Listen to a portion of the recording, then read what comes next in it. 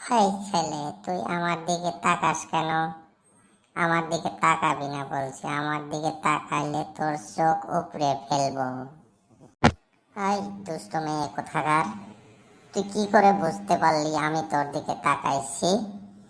আমি তোর দিকে তাকাইছি, তুই কেমন করে বুঝতে পারলি আমি তোর দিকে তাকাইছি নাকি?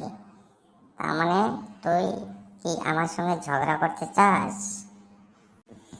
পাগল ছাগল নাকি, কিছু বোঝে না। পাগল ছাড়া মনে হয় কিছুই হবে না, এ কিছুই বুঝতে পারে না। আমি কেন ঝগড়া করতে যাব এর সাথে?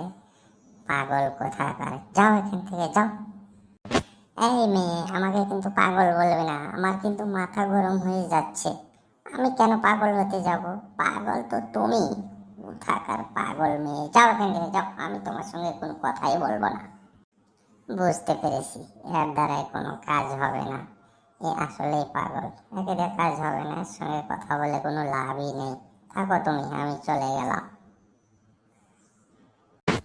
ঠিকই বুঝেছো তুমি। তুমি যেটা ভেবেছো আমি সেটা নই।